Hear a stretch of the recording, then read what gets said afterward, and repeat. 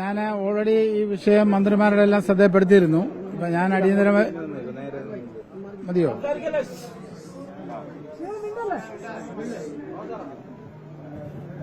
ഇന്നലെ തന്നെ വിഷയം മന്ത്രിമാരുടെ ശ്രദ്ധയിൽപ്പെടുത്തിയിരുന്നു. മുഖ്യമന്ത്രിക്ക് ഔദ്യോഗികമായിട്ട് ലെറ്റർ കൊടുത്തിരുന്നു.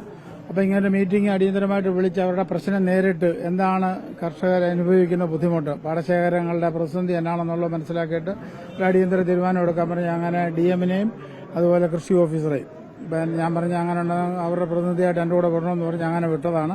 ഞാനവിടെ വന്ന് മീറ്റിംഗ് ഇപ്പം കൂടി. ഇപ്പോൾ ഏകദേശം ചമ്പക്കുളം പഞ്ചായത്തിന്റെ മാത്രമല്ല മൊത്തം 13 പഞ്ചായത്തിന്റെ ഏകദേശം 487 പാടശേഖരങ്ങളിലെ അധിക പാടശേഖരങ്ങൾ പ്രയാസത്തിലാണ്. കാരണം പല പാടശേഖരങ്ങളിലും പുറംബണ്ടുകൾ ബലപ്പെട്ടിട്ടില്ല. അപ്പം അങ്ങനെയുള്ള പ്രത്യേകമായ സാഹചര്യത്തിൽ അവരുടെ പുറംബണ്ട് ബലപ്പെടുത്തുക എന്നുള്ളതാണ് മെയിൻ ലക്ഷ്യം. ഇപ്പോൾ അടിയന്തരമായി 2 പാടശേഖരങ്ങൾ വെള്ളം കയറി കിടക്കുന്നു. ഇപ്പം കൈനേരിലുള്ള പോലെ തന്നെ കൈനേരിൽ ഇപ്പോൾ ആറുമുങ്ക് ഉൾപ്പെടെ 2 പാടശേഖരങ്ങൾ വെള്ളം കയറി 10-300 കുടുംബങ്ങൾ വെള്ളത്തിനടിയിലാണ്. അപ്പം അതുപോലെ തന്നെ ചമ്പക്കുളത്തും ഇത് തന്നെയാണ്, സമാനമായിട്ടുള്ള പ്രശ്നമാണ്. അതിന്റെ കാരണം എന്താണെന്ന് ചോദിച്ചു കഴിഞ്ഞാൽ പാടശേഖരങ്ങളിലെ പുറംബണ്ട് ബലപ്പെട്ടിട്ടില്ല. അതാണ് മെയിൻ വിഷയം. ഇതാണ് ഗവൺമെന്റ് ശ്രദ്ധയിൽ എനിക്ക് പെടുത്താനായിട്ടുള്ളത്. ഞാൻ ആരാധനയായി മുഖ്യമന്ത്രിയുടെ ശ്രദ്ധയിൽ ഈ വിഷയം നേരത്തെ പെടുത്തിയിട്ടുണ്ട്. ഈ പാടശേഖരങ്ങളുടെ എല്ലാം പുറംബണ്ട് ബലപ്പെടുത്തണം. ഇവർക്കെല്ലാം ട്രാക്ടർ റോഡ് കൊടുത്തേ ഒക്കത്തുള്ളൂ. അല്ലെങ്കിൽ ഒരു കാരണവശാലും കുട്ടനാട്ടിൽ ശാശ്വതമായ ഒരു കൃഷി നടക്കത്തില്ല. കാരണം ഇവിടെ പല ഇതുവരെ മോട്ടോർ തറകൾ ഇരിക്കുന്നത് ഭയങ്കര ഡെലിക്കേറ്റഡ് ആയിട്ടുള്ള ബണ്ടുകളുടെ മണ്ടയ്ക്കാണ്. അത് ഏത് സമയത്തും അവിടെ മട വീഴാനുള്ള സംവിധാനമുണ്ട്. അപ്പം സാഹചര്യമുണ്ട്. അതിനെയൊക്കെ അതിജീവിക്കണമെന്നുണ്ടെങ്കിൽ ഞാനീ പറയുന്ന രീതിയിൽ കാര്യങ്ങൾ ബലപ്പെടുത്തി നോക്കത്തുള്ളൂ. ഇപ്പം അടിയന്തരമായിട്ട് കളക്ടറെ ശ്രദ്ധയിൽപ്പെടുത്തി ഞാൻ DMനോട് പറഞ്ഞ് നിങ്ങൾ റിപ്പോർട്ടുണ്ടാക്കുകയും മന്ത്രി കൊടുത്തു കഴിഞ്ഞാൽ ഞാൻ നാളെ രാവിലെ തന്നെ ഈ വിഷയമായിട്ട് ഹൈലൈറ്റ് ചെയ്തുകൊണ്ട് അങ്ങോട്ട് പോകാനായിട്ട് ആഗ്രഹിക്കുന്നു. ശാശ്വതമായ ഒരു പരിഹാരം ഗവൺമെന്റ് ഭാഗത്തുനിന്ന് ഇതിനകത്തുണ്ടാകും. കാരണം കൃഷിക്കാർക്ക് സബ്സിഡി കൊടുക്കണം, അവർക്ക് ആവശ്യമായ കൈത്താങ്ങൽ കൊടുക്കണം, കൃഷിക്കാരെ നിലനിർത്തിക്കൊണ്ട് പോകണം.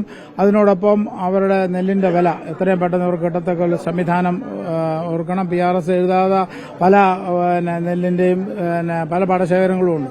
ഈ വിഷയത്തിനെല്ലാം ശാശ്വതമായ ഒരു പരിഹാരം കാണാനായിട്ട് പോവുകയാണ്. ഈ വിഷയം പരിഹരിക്കുക തന്നെ ചെയ്യും.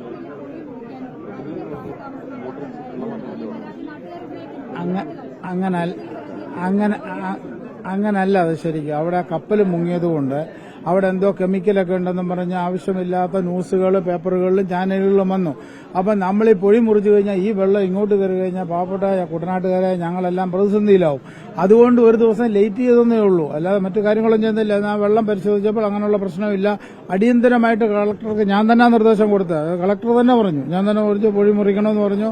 ആദ്യം 12 JCB ഉള്ളൂ, അതിനുശേഷം കൂടുതൽ JCB വന്ന് പൊഴി മുറിച്ച് വെള്ളം പോവുകയും ചെയ്തു. ആ ഒരു ദിവസം വന്നെന്നുള്ളത് ശരിയാണ്. കാരണം അത് ഇങ്ങനൊരു സംഭവവികാസം കടലിൽ നടന്നുകൊണ്ടാണ്. അല്ലെങ്കിൽ ഒരിക്കലും അങ്ങനെ ലേറ്റ് ആവത്തില്ല. നേരത്തെ ഈ സംവിധാനം ഞങ്ങൾ ചെയ്തേനമായിരുന്നു. കർഷകരുടെ പ്രതിസന്ധി പരിഹരിച്ച് 2ാം കൃഷി നടക്കുമോ? വ്യാപകമായിട്ട് കർഷകർ പിന്മാറുന്നു എന്ന് പറയുന്നു.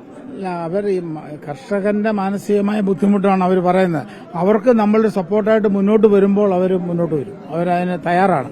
അത് ഇന്ന് മീറ്റിംഗിൽ കണ്ടു. അപ്പൊ ഞാനിവിടെ വരുമ്പോൾ ഭയങ്കര മുദ്രാവാക്യം വിളിച്ചോണ്ടായിരുന്നില്ല. പക്ഷെ അതിനുശേഷം അവരെന്നോടൊപ്പം മീറ്റിംഗിന് വന്നു, കണ്ടു, അവരുടെ കാര്യങ്ങൾ പറഞ്ഞു. അവരുടെ കാര്യങ്ങൾ MLA കേട്ടു, ഡെപ്യൂട്ടി കളക്ടർ ഉണ്ടായിരുന്നു, അതുപോലെ കൃഷി ഓഫീസർ ഉണ്ടായിരുന്നു, മറ്റേ പഞ്ചായത്ത് പ്രസിഡന്റ് ഉണ്ടായിരുന്നു, ബ്ലോക്ക് വൈസ് പ്രസിഡന്റ് ഉണ്ടായിരുന്നു. ഞങ്ങളെല്ലാവരും അവരുടെ കാര്യങ്ങൾ കേട്ട് അടിയന്തരമായിട്ട് ഗവൺമെന്റ് ശ്രദ്ധയിൽ വിഷയപ്പെടുത്തും. ഇപ്പം കളക്ടറോട് ഞാൻ പറഞ്ഞത് തന്നെ അടിയന്തരമായി റിപ്പോർട്ട് ഉണ്ടാക്കണം. ഇത് നമ്മളെ താഴെത്തട്ടിൽ നിന്ന് പോകണമല്ലോ.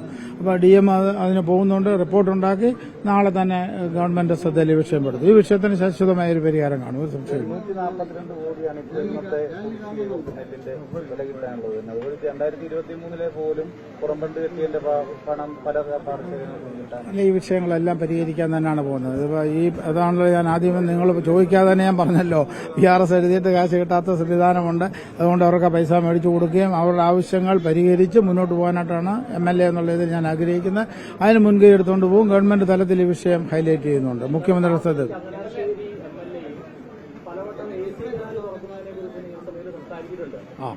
പക്ഷേ ഇപ്പോഴും അതൊരു വലിയ പ്രശ്നമായിട്ട് തന്നെ തുടരുകയാണ്.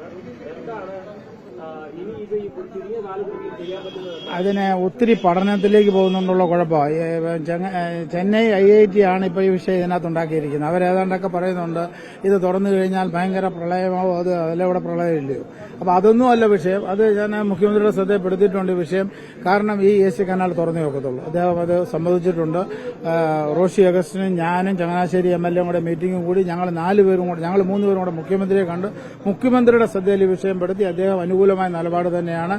എത്രയും പെട്ടെന്ന് AC കനാൽ തുറക്കാനുള്ള സംവിധാനത്തിലേക്ക് ഒരു സംശയമൊന്നുമില്ല. കാരണം നിങ്ങൾക്ക് AC കനാലിൽ കൂടെ നടന്നു നോക്കുമ്പോൾ മനസ്സിലാവും മുഴുവൻ എക്കലും അതുപോലെ തന്നെ കടകലും അതുപോലെ ആവശ്യമില്ലാത്ത പാലങ്ങളുടെ തൂണുകളും ആവശ്യമില്ലാത്ത ഒരുപാട് കാര്യങ്ങൾ ഇതെല്ലാം പൂർണ്ണമായിട്ട് നീക്കം ചെയ്തുകൊണ്ട് സുഖകരമായിട്ടുള്ള ഒരു ഒഴുക്ക് വന്നു കഴിഞ്ഞു കഴിഞ്ഞാൽ ഇവിടുന്ന് നെടുമുടിയിൽ നിന്ന് ഇത് പള്ളാത്തുരുത്തി വരെയും തുറക്കും. ഒരു സംശയമില്ല കാര്യത്തിൽ.